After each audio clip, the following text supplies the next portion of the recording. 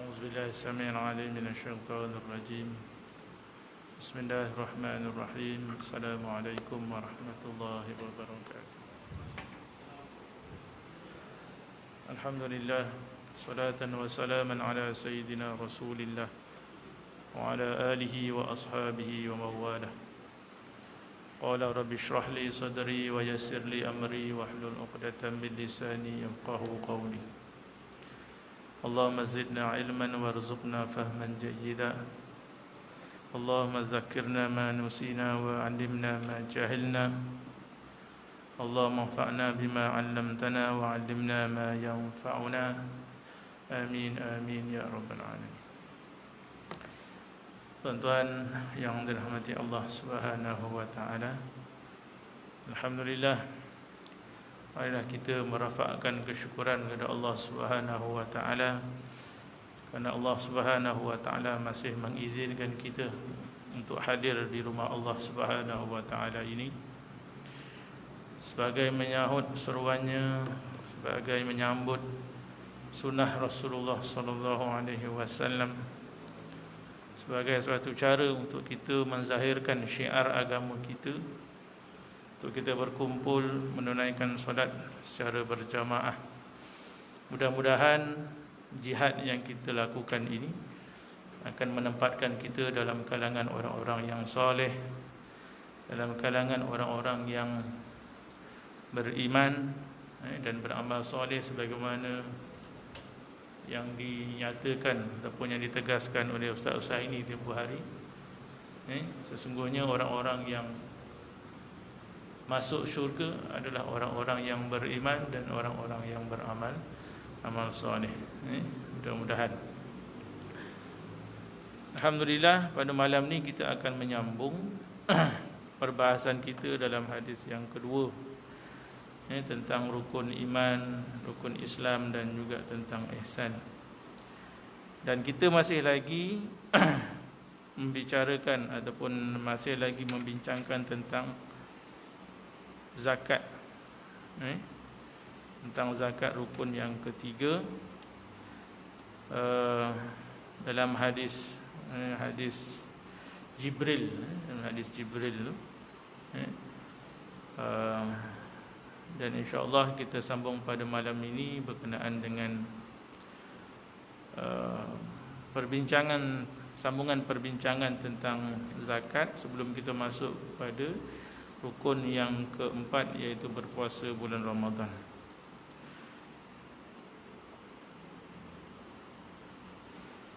Muka surat 83 kalau dalam kitab saya lah, tak pastilah kitab tuan-tuan. Dan untuk kitab Jawi ini yang dikarang oleh Dr. Mustafa Abdul Rahman ni, yang saya punya versi Jawi, muka surat 83. Allah Subhanahu wa taala berfirman dalam surah Taubah ayat 100 yang kedua, 112. A'udzu billahi minasyaitonir rajim. Khudz min amwalihim shadaqatan tutahhiruhum wa tuzakkihim biha. Sadaqallahul azim. Dan juga firman Allah Subhanahu wa taala dalam suratul Ma'arij, walladzina fi amwalihim haqqun ma'lumun lis-sa'ilin wal mahrum.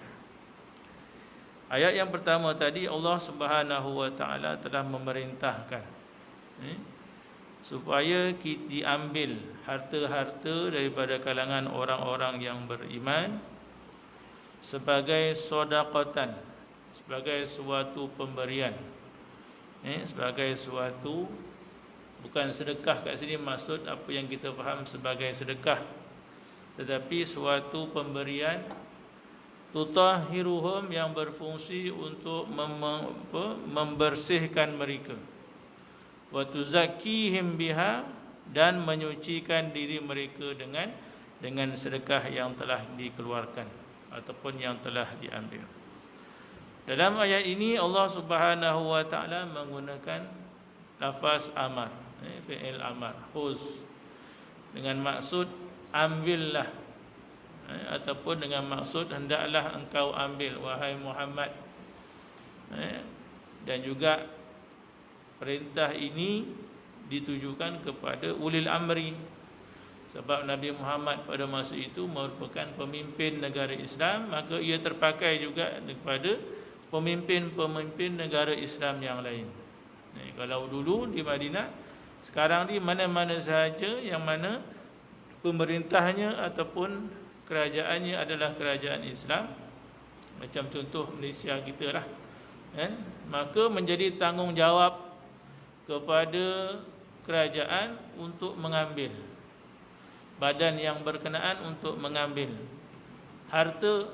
Dan kalau daripada ayat ini boleh diambil secara paksa, boleh diambil secara paksa, kerana firman Allah khuz, ambil, bukan secara tatawu', bukan secara sukarela, tidak, tetapi ambil boleh secara paksa, sebagaimana yang dinyatakan oleh Allah Subhanahu wa taala, bertujuan untuk membersihkan diri manusia, membersihkan jiwa manusia, dan juga untuk membersihkan harta daripada perkara-perkara yang syubhat.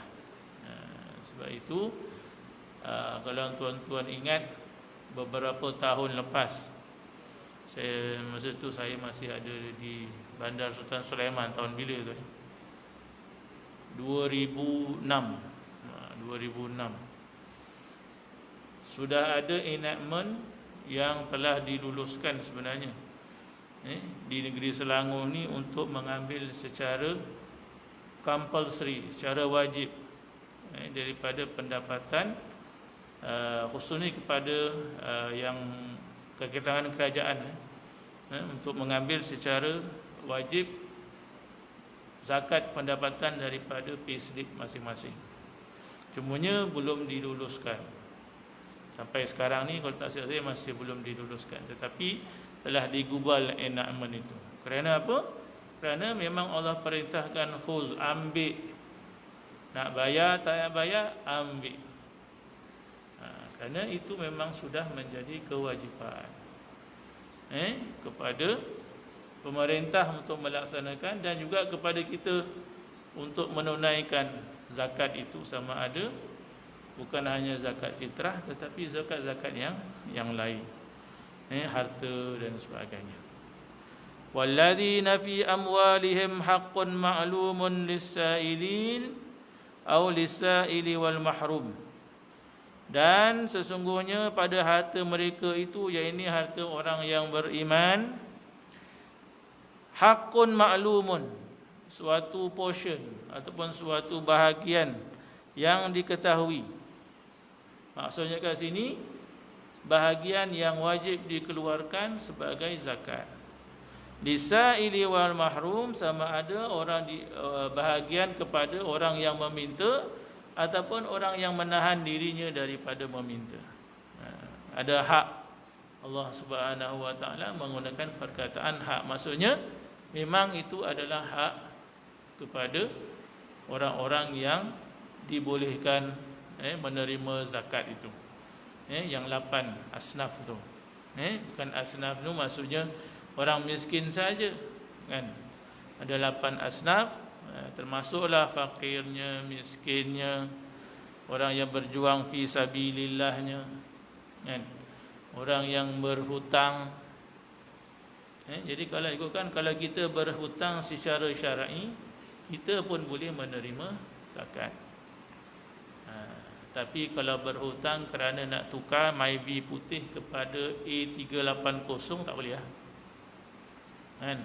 Walaupun terliur lah tengok si siapa tu kan, Azmi pakai 380 kan, dia setakat terliur je lah.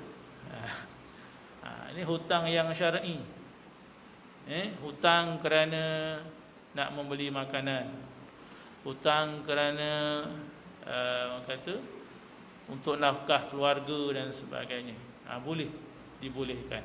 Hutang kerana nak membeli kenderaan, kerana kalau tak ada kenderaan tak boleh nak bekerja mencari nafkah contohnya, boleh juga, dibolehkan.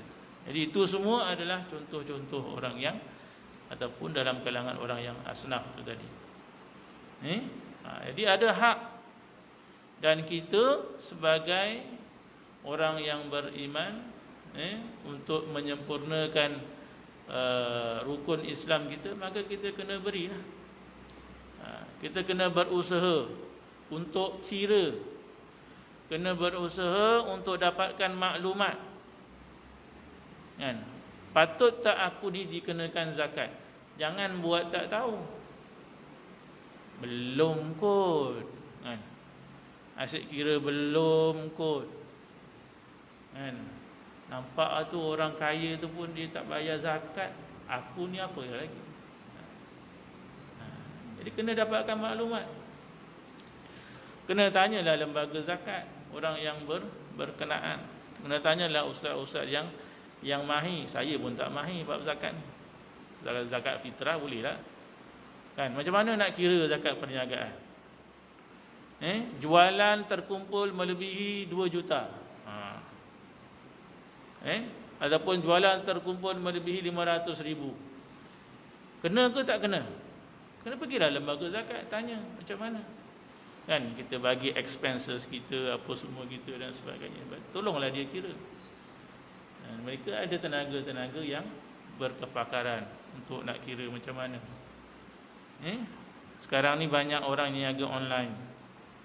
Masuklah anak saya jualan tudung, jual tudung jenama apa, saya pun tak ingat. Saya cakap, dapatkan maklumat, kena bayar zakat ke tidak? Dah 2 tahun dah dia niaga tu. Nampak sikit, tapi kalau dia kumpul-kumpul setahun dia banyak juga. Jadi tanggungjawab kita bukan hanya bayar, tanggungjawab kita dapat maklumat. Kalau tak tahu kena bertanya. Katakan apa niaga yang kurang popular lah sekarang. Anak saya yang sulung tu baru niaga air. Pendapatan sehari bersih 250. Oh, nampak cikai je orang jual air. Bersih 250. Kalau 20 hari kerja berapa Tokyo Basri? Alah, takkan nak pakai kalkulator, malu je jual juta-juta. Dekat 10,000 juga lah, kan? 10,000 pendapatan sebulan. Tolak itu dah bersih dah tu. Belum tolak gaji lah. Katakan belum tolak gaji, duit minyak, apa semua tu. Kena kira. Jangan sampai apa yang kita makan tu adalah ada hak orang lain di situ. Perintah Allah yang menyuruh mengambil harta orang-orang yang mampu kerana harta orang-orang itu menjadi hak orang-orang yang perlu, sebagaimana yang ditegaskan dalam ayat berkenaan, membuktikan bahawa harta bukanlah kepunyaan seorang secara mutlak. Harta yang kita cari bukan harta kita secara mutlak 100%. Gaji DG 54, 52, starting 6,800. Bukan 6,800 tu kita punya semua. Kena ada hak orang lain. Kalau pengalaman saya start bayar cukai pendapatan gaji 2,800. 2,800 baru kena zakat pendapatan pula. Apa? Cukai pendapatan. Kalau dah kena cukai pendapatan, maksudnya dah kena zakat lah tu. Sebab cukai pendapatan lagi tinggi daripada zakat, kan? Cukai pendapatan berapa? 25,000 ke atas, kan? Ke 30,000 setahun. Dah kena bayar cukai pendapatan. Jadi apatah lagi zakat yang kadarnya hanya 2.5%. Paling mudah, kalau orang tanya saya kata gaji sebulan tu kali je lah 2.5%. Bayar je lah bulan-bulan. Paling mudah, kan? 10,000, 200 setengah sebulan. Bayar terus. Kerana apa? Kerana dia bukan hak kita secara mutlak. Ini apa yang Allah Subhanahu Wa Taala bagi tahu. Ada hak orang. So namun ni kalau kita tak bayar, maka maksudnya kita makan hak orang. Dan Allah Subhanahu Wa Taala berfirman, kalau makan satu yang haram tu, yang masuk dalam perut tu adalah api neraka. Sanggup makan api neraka. Bukanlah secara fizikal tak sanggup, tapi seolah-olahnya begitu. Kerana kita makan hak orang lain. Sehingga boleh dimiliki atau dibelanjakan menurut kemauan hati. Tak boleh. Kerana dia bukan hak mutlak. Sebab itu kena ditunaikan, kena dikeluarkan kepada mereka yang sepatutnya. Yang paling mudah, bayarlah dekat lembaga ataupun pusat pungutan zakat ke dan sebagainya. Orang tanya, kan ada pendapat kata afdal kita bagi sendiri. Betul, memang afdal kita bagi sendiri. Tetapi kalau mengikut pendapat, Allah lupa pula saya, siapa ulama kita yang kontemporari? Abdul Karim Zaidan. Bukan Abdul Karim Zaidan, yang meninggal baru ni siapa? Dr. Wahbah Zuhaili. Dr. Wahbah Zuhaili kata yang paling utama menurut pendapat dia adalah kepada majlis agama ataupun kepada kerajaan. Itu paling utama. Tapi boleh tak kita bayar sendiri? Boleh. Tapi kalau ikut Dr. Wahbah Zuhaili, yang paling utama adalah bayar kepada kerajaan. Kerajaan yang akan agih-agihkan. Sebab asnaf ni bukan fakir miskin sahaja. Ada 8. Ada 8 orang yang belajar fi sabilillah, ditarifkan sebagai fi sabilillah. Orang yang terputus bekalan, Ibnu Sabil, boleh kita bagikan. Jadi untuk mudah, bayarlah pada lembaga zakat dan sebagainya. Ataupun pusat pungutan zakat negeri. Tetapi harta adalah kepunyaan Allah yang telah ditetapkan pembahagiannya kepada orang-orang yang Ia tentukan. Allah dah tetapkan dah siapa yang patut menerima zakat, dan kita kena akur mengikut ketetapan Allah Subhanahu Wa Taala, kerana harta itu hanya pinjaman sahaja. Dia yang milik sebenarnya adalah Allah Subhanahu Wa Taala. Kita hanya diamanahkan untuk menguruskan, membelanjakan, menjaga dan sebagainya.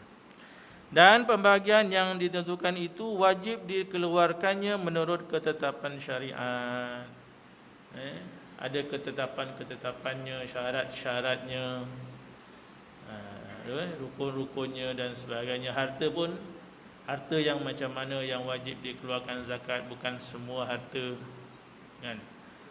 Jadi kena ada syarat-syarat menurut syariat. Jadi jalan paling mudah, jalan paling baik, jalan paling selamat, tanya lembaga zakat. Buka kedai dobi. Boleh kau kan kedai dobi zaman Nabi mana ada, kan? Rumah sewa, kan? Kereta sewa, kan? Pickup sewa, ada pickup sewa. Lori sewa. Kena zakat tak kena zakat? Tanyalah lembaga zakat. Cuma nak bagi tahu menurut takrifan yang terbaru yang dikeluarkan oleh Majlis Ulama ataupun Majlis Fatwa Malaysia, mengatakan apa sahaja yang boleh dijadikan punca pendapatan, maka hendaklah dikeluarkan zakat. Apa sahaja.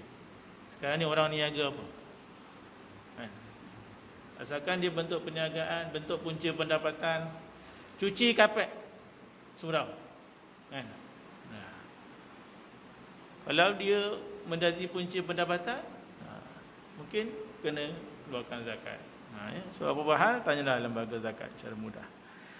Dan barang siapa yang enggan mengeluarkannya, wajiblah diambil daripadanya secara paksa. Enggan, dikenal pasti, tak nak bayar, maka boleh diambil secara paksa. Sebab bukan harta dia, bukan harta kita, harta orang lain. Maka kerajaan boleh ambil secara paksa. Dan bagus kalau enactment itu diperluaskan, cadangan enactment itu kan. Semua, tak kira orang apa, kaitan dengan kerajaan ke, swasta ke dan sebagainya, wajib keluar zakat kepada yang telah memenuhi haul dan nisab. Sebagaimana yang pernah dilakukan oleh Saidina Abu Bakar sewaktu ada segolongan orang Arab yang tidak mahu mengeluarkannya sebaik sahaja Rasulullah sallallahu alaihi wasallam wafat. Yang membawa kepada peperangan peperangan Siffin. Zaman Abu Bakar. Terdapat golongan yang enggan membayar zakat apabila Nabi wafat, maka Abu Bakar mengeluarkan arahan untuk memerangi orang-orang ini, golongan yang enggan membayar zakat, sampai perang. Abu Bakar sampai mengeluarkan arahan perang, walaupun Saidina Umar pada awalnya tidak bersetuju.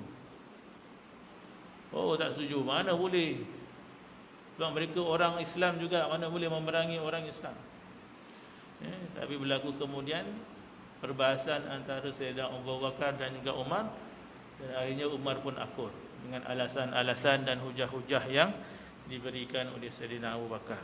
Wallahi la'aqtulanna man farraqa baina as-salati waz-zakah fa inna zakata haqqul mal wallahi law mana'uni inaqan kanu yu'addunahu aw yu'addunaha li Rasulillah sallallahu alaihi wasallam laqataltuhum ala man'ihi.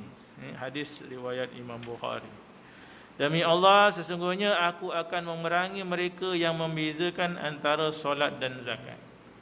Kerana banyak tempat di dalam Al-Quran Allah kata aqimus solah wa atuz zakah, aqimus solah wa atuz zakah. Sehingga kan Abu Bakar melihat ia sebagai suatu alaqah ataupun suatu sebab ataupun illah yang membolehkan ataupun yang menyamakan di antara solat dan zakat. Keberatannya menurut Abu Bakar. Kerana sesungguhnya zakat itu adalah hak harta dan solat itu adalah hak Allah Subhanahu wa taala. Sebagaimana solat wajib dilaksanakan dan boleh dibunuh orang yang enggan melaksanakannya, maka zakat pun sama. Demi Allah, kalau mereka menegah aku daripada memberi zakat kambing betina yang pernah mereka tunaikannya kepada Nabi, nescaya aku akan perangi mereka kerana tegahannya itu. Jadi Abu Bakar membuat perbandingan di antara solat dan zakat, sehingga mengambil keputusan pada masa itu untuk memerangi orang yang enggan mengeluarkan zakat. Orang yang mengeluarkan zakat bererti orang yang membelanjakan hartanya untuk maslahat dirinya dan maslahat orang lain. Kerana zakat yang kita keluarkan bukan hanya untuk diri kita sahaja. Dalam arti kata kita membersihkan harta kita, membersihkan jiwa kita, diri kita, sifat kita daripada sifat-sifat tamak dan sebagainya. Tetapi kita beri itu untuk maslahah orang lain juga, yang turut memerlukan harta berkenaan. Dia adalah dipuji dan didoakan. Dia adalah dipuji. Maksudnya amalan mengeluarkan zakat itu dipuji oleh Allah Subhanahu wa taala dan didoakan kesejahteraannya serta ditambah keberkatannya kerana kebaikan dan kemurahannya. Orang yang mengeluarkan zakat akan didoakan, bukan sahaja oleh manusia, tetapi yang penting oleh Allah dan juga malaikatnya. Ma min yaumin yusbihul ibad fihi illa wa malakani yanzilan fayaqulu ahaduhuma Allah ma'ti munfiqan khalafa wa yaqulu al-akhar Allah ma'ti mumsikan talafa. Rawahul khamsah. Kalau rawahul khamsah ni maksudnya Imam Bukhari, Imam Muslim, Imam Daud, Imam Nasa'i dan Imam Ibnu Majah. Kelima-lima ulama hadis ini meriwayatkan hadis yang sama. Hadis yang sama ni boleh dalam arti kata sama matan ataupun berlainan matan sama maksud. Itu maksudnya. Tidaklah ada suatu hari yang mana berpagi-pagi padanya hamba-hamba Allah, melainkan ada dua malaikat yang turun kepadanya. Setiap pagi apabila kita bangun, maka akan ada dua malaikat yang datang dan berjumpa dengan kita dan mendoakan. Maka salah seorang daripada keduanya, betul ke kata malaikat ni seorang? Tak boleh kita baca dah. Penjodoh bilangan. Ada guru bahasa Melayu tak? Seorang. Dia tak seorang. Dia bukan orang kan? Mana-manalah. Jadi penjodoh bilangan kat sini kata seorang. Ya, seorang lah. Seorang malaikat daripada keduanya berkata, yang ini berdoa, Ya Allah, berilah kepada orang yang berbelanja akan gantinya. Seorang malaikat akan mendoakan orang yang memberikan nafkah ataupun menunaikan hak harta itu dengan gantian. Munfiq, orang yang membelanjakan. Masuk kat sini membelanjakan di jalan Allah Subhanahu wa taala. Membelanjakan dengan cara yang diredai, bukan membelanjakan dengan cara yang tidak diredai. Sebab membelanjakan dengan cara yang tidak diredai itu tidak dinamakan sebagai infak. Itu dinamakan sebagai mubazir. Kalau kita belanja harta kita dengan cara yang diredai menurut syarak dan sebagainya, mengikut hukum syarak, belanja ke arah membeli perkarangan-barangan yang halal dan sebagainya, tidak membazir, tidak perkara yang sia-sia, maka dinamakan sebagai infak. Membelikan nafkah untuk keluarga itu infak juga, sama juga. Berderma di jalan Allah tu infak juga. Jadi apa-apa saja perbelanjaan yang kita belanjakan untuk sesuai dengan perintah syarak, perintah Allah Subhanahu wa taala, maka dinamakan sebagai infak. Jadi malaikat yang pertama tadi akan mendoakan, Allah ma'ati munfikan khalafa.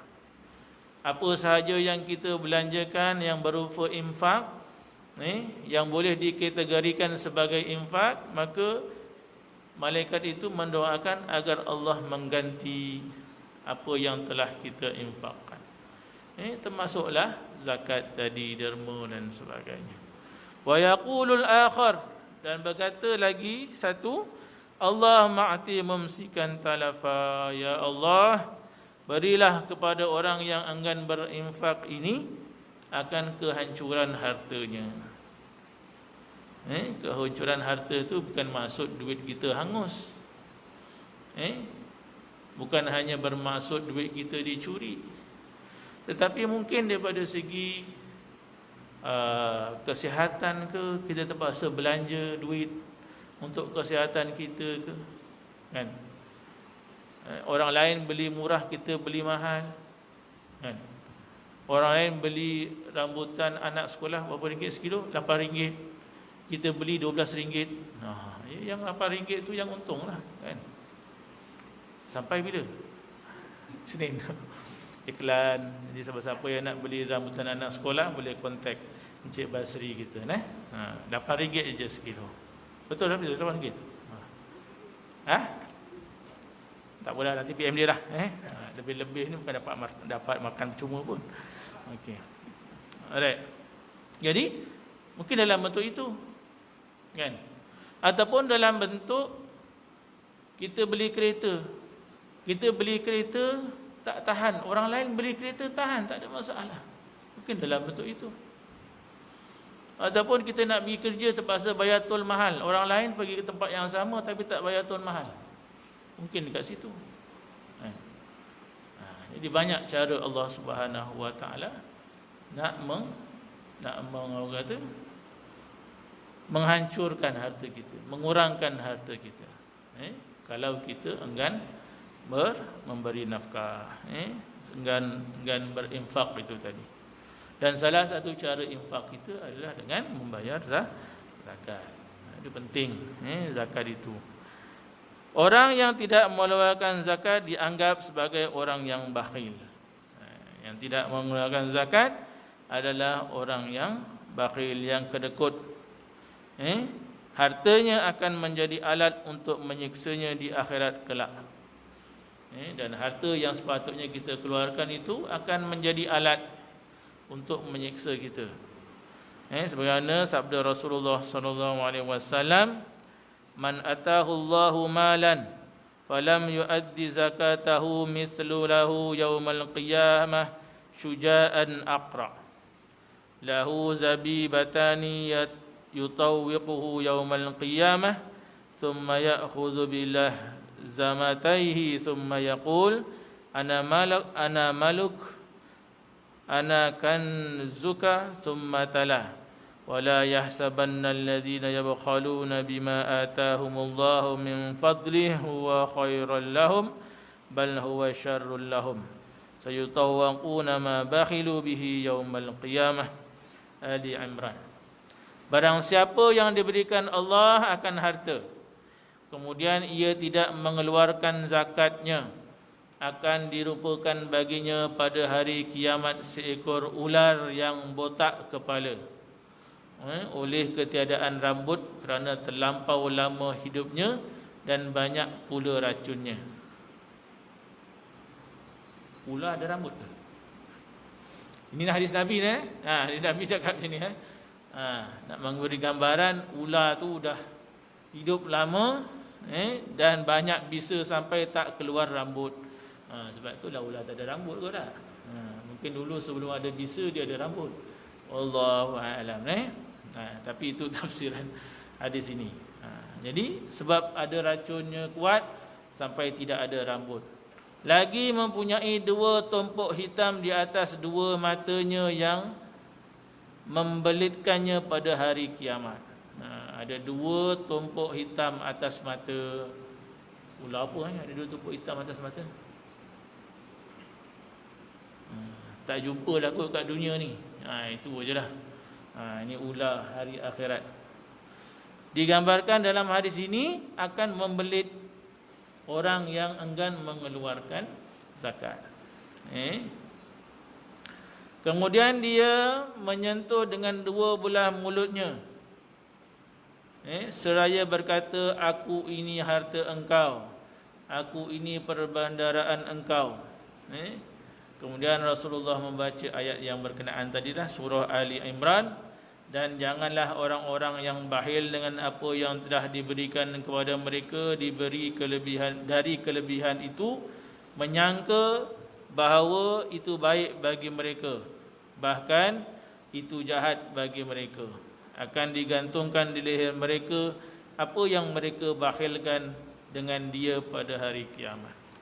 Maksudnya harta itu dijemelkan sebagai seekor ular yang berbisa dan membelit serta mematuk orang yang enggan mengeluarkan zakat. Ini bila Nabi membahaskan ataupun menerangkan ayat dalam surah Ali Imran ayat 180.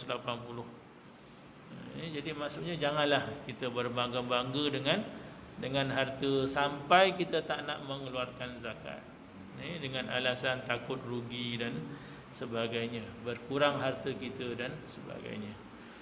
Kerana zakat itu suatu yang telah difardukan dan mesti kita tunaikan tanpa sebarang alasan. Dan macam saya kata tadi, janganlah sampai orang nak menunggu orang datang meminta. Pergilah cari maklumat, pergilah cari nasihat, tanya kepada yang arif, saya ni sekian, dah kena keluar zakat ke tidak. Jangan cari alasan, tak ada orang minta pun, ataupun cari alasan tu enakmen syariah enakmen negeri Selangor tu tak keluar-keluar pun salah dia orang lah. Tak ada alasan, maklumat dah diberi. Ini semua umur maklumun bidarurah, suatu perkara yang memang dah dimaklumi. Tidak ada orang Islam yang tak tahu zakat itu wajib. Baik. Kemudian rukun yang keempat, berpuasa bulan Ramadan. Tiap-tiap orang Islam wajib berpuasa. Ini semua orang tahulah. Tak ada masalah tentang kewajipan berpuasa. Puasa menurut Islam bererti mencegah nafsu lahir dan batin dari segala yang dilarang serta mengawasi gerak-geri badan dari melakukan sesuatu yang ditegah oleh hukum. Ini maksud puasa yang sempurna. Ia bukan sahaja menahan daripada makan dan minum, tetapi puasa yang dikehendaki oleh syarak ialah puasa yang boleh mencegah nafsu. Bukan setakat makan minum saja, tapi boleh mencegah nafsu lahir dan batin. Nafsu luaran, nafsu dalaman. Sebab itu Imam Ghazali membahagikan orang yang berpuasa ini kepada tiga tahap ataupun tiga golongan. Puasa orang awam, puasa orang khawas, dan puasa orang yang khawasul khawas. Jadi nafsu itu harus dicegah, lahirnya baik, batinnya baik. Nafsu yang lahir, nafsu yang orang boleh nampak. Mungkin daripada segi perlakuan, percakapan, sebab semuanya didorong oleh nafsu. Innan nafsa la'ammaratun bisu. Kata Allah Subhanahu wa taala, sesungguhnya nafsu itu, nafsu amarah itu, dia akan mendorong tuannya untuk melakukan perkara-perkara yang buruk. Jadi maksudnya kalau kita nampak orang yang berpuasa tapi melakukan perkara yang tidak sepatutnya, perlakuan yang tidak sopan, perlakuan yang tidak mencerminkan akhlak seorang muslim, maka itu adalah tandanya dia gagal mengekang nafsu lahirnya. Tidak sabar kan, orang puasa kan dia banyak yang ramai yang gagal bab bersabar. Sikit-sikit horn, sikit-sikit memekik kan. Kalau lagi-lagi lah kalau dah dekat-dekat nak berbuka, kalang kabut dan sebagainya. Awal-awal okeylah lagi kan, pagi-pagi tu okey lagi sebab belum rasa lapar. Dah tengah hari ke petang pun kita dah tengok dah layu, mata dah layu kan, duduk pun dah gelisah dan segalanya. Maka itu tanda ini dia sedang mengekang nafsunya. Dan kalau terlepas, maka tidaklah terkekang nafsu lahirnya. Dan nafsu batin, nafsu yang batin, iaitu nafsu yang mendorong seseorang untuk memikirkan perkara-perkara yang tidak sepatutnya, bersangka buruk, termasuklah nafsu batin. Merendah-rendahkan orang lain dan sebagainya, itu adalah nafsu batin punya kerja kan. Memandang enteng dan pada perkara-perkara wajib dan sebagainya, itu semua nafsu batin. Dari segala yang dilarang, serta menguasai gerak-geri badan dari melakukan sesuatu yang ditegak, termasuklah makan, minum, menipu, berbohong dan sebagainya. Jadi puasa berfungsi untuk mengekang nafsu daripada perkara-perkara berkenaan, baik yang lahir ataupun baik yang batin. Itu maksud puasa yang sempurna. Maksud puasa yang sempurna sebagaimana yang dikehendaki oleh syarak. Puasa wajiblah ditunaikan menurut ketentuan syariat. Allah menetapkan syariat puasa dalam firman-Nya yang selalu kita baca, syarahkan, ya ayyuhallazina amanu kutiba alaikumusiyam ila akhiril ayat. Bahawa Allah Subhanahu wa taala telah menetapkan kutiba, telah menuliskan. Asalnya kutiba ni maksudnya menuliskan, telah dituliskan di Lauhul Mahfuz. Maksudnya Allah telah tetapkan, wajibkan puasa itu sebelum turunnya syariat lagi. Dalam kitab Lauhul Mahfuz lagi Allah telah tetapkan bahawa akan ada puasa, nama ibadat, nama puasa yang mesti dilakukan oleh semua umat manusia. Sejak daripada Nabi Adam sampailah kepada saat ini. Sebab dalam ayat yang sama juga Allah kata, kama kutiba alal ladzina min qablikum. Dia sebagaimana yang telah diwajibkan ke atas orang-orang sebelum kamu, wahai Muhammad. Maksudnya pensyariatan ini bukan pensyariatan yang baru. Dia adalah pensyariatan sejak daripada Nabi Adam alaihissalam. Cuma mungkin bentuknya berbeza. Bentuk berbeza itu kita tidak persoalkanlah, sebab dia berbeza zaman dan sebagainya. Tapi masih lagi ada ibadat puasa. La'allakum tattaqun, mudah-mudahan dengan ibadah itu kita akan menjadi orang yang bertakwa. Itu adalah matlamat puasa. Untuk apa? Supaya kita masing-masing boleh meningkatkan ketakwaan diri kita kepada Allah Subhanahu wa taala. Apa dia takwa? Orang bahas pula apa dia takwa. Jawapan kepada Sayyidina Umar bila ditanyakan tentang takwa itu ialah apa dia? Digambarkan seorang yang berjalan di lorong yang gelap yang penuh dengan duri. Itulah takwa.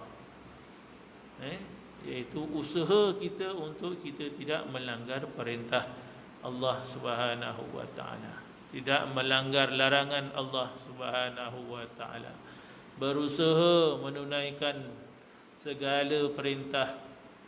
Itu adalah takwa. Usaha untuk bayar zakat, itu adalah takwa lah. Usaha. Berusaha mencari harta supaya kita boleh membayar zakat, itu usahalah tu. Itu yang Allah Subhanahu wa taala nak.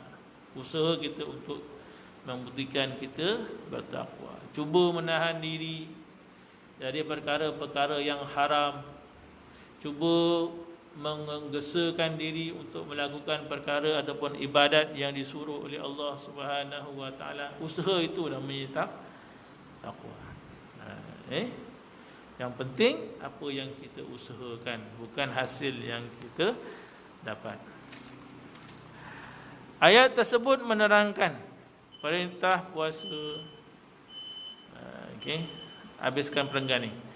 Ayat tersebut menerangkan perintah puasa dan hukum yang bertalian dengannya, serta menjelaskan pula faedah atau hikmah secara ringkas tetapi tegas dalam rangkaian kata yang sedikit lagi kemas, iaitu la'allakum tattaqun. Supaya kita semua akan keluar daripada madrasah Ramadan dalam keadaan kita sedar dan kita mampu untuk melaksanakan ketakwaan kepada Allah Subhanahu wa taala. Wallahu a'lam.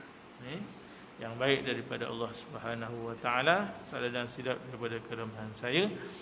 Kita berhenti sampai sini dan insya-Allah kita sambung pada sesi yang akan datang. Subhanakallahumma wa hamdika asyhadu an la ilaha illa anta astaghfiruka wa atubu ilaik.